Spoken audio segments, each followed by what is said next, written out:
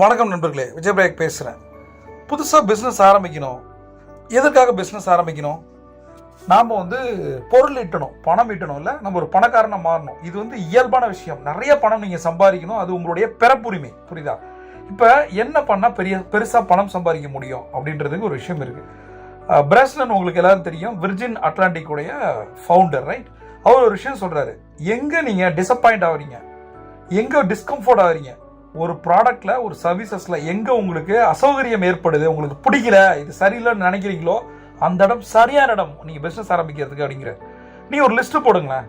என்னென்ன பிசினஸ்ல இந்த ப்ராடக்ட் சரியில்லை, இந்த சர்வீஸ் சரியில்லை, இது விலை அதிகமா இருக்கு, இது தரமா இல்லை, இது மாதிரியான விஷயங்கள் நீங்க யோசிக்கலாம், ரைட்? இதை சரியா செஞ்ச ஒரு மனுஷன் இன்னைக்கு மிகப்பெரிய கோடீஸ்வரனா இருக்கான். சரியா? அவன் யாரு, அவன் என்ன பண்ணான், அதை பார்க்கலாமா?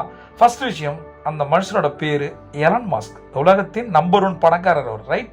எலன் மாஸ்க் என்ன பண்ணாரு, ஒரு புதுசா ஒரு பேமெண்ட் மெத்தடை ஸ்டார்ட் பண்ணணும்னு நினைச்சாரு. இன்டர்நெட் மூலமா அவர் கிரியேட் பண்ணதான் பேபால்.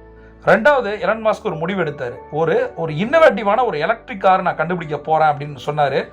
அதுக்காக அவர் ஆரம்பிச்சது தான் Tesla Motors, right? Elon Musk மக்களை மார்ஸுக்கு, ஸ்பேஸுக்கு கூட்டிட்டு போகணும்னு நினைச்சார். சரியா? அதுக்காக அவர் ஆரம்பிச்சது தான் ஸ்பேஸ் எக்ஸ், ரைட்? இப்போ நான் ஒரு பிஸ்னஸ் பண்ணுறேன், இதில் இவ்வளோ சேலஞ்சஸ் இருக்குது, இவ்வளோ ப்ராப்ளம் இருக்குது. அவர் ஒரு கேமை ஆடவே இல்லை. நான் ஒரு வீடியோலையும் சொல்கிறேன். அந்த கேமோட பேர் blame and complaint game, B N C game.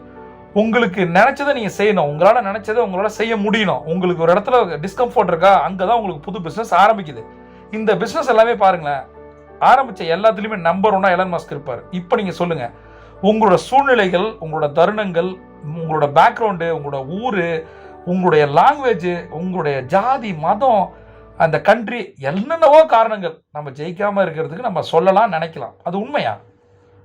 இந்த மண்ணிலேருந்து எத்தனையோ அச்சீவர்ஸ் வந்திருக்காங்களா இல்லையா? நாம ஏன் அவங்கள மாற முடியல? இப்போ நாம பண்ண வேண்டியது என்ன? நாம எல்லாரும் எலன் மாஸ்கா மாற வேண்டிய தருணம் அது. எது உங்க டிஸ்கம்ஃபோர்ட், அதை கண்டுபிடிங்க, அதை பிசினஸ் மாடலா மாத்துங்க, மிகப்பெரிய பணக்காரனா ஆவீங்க.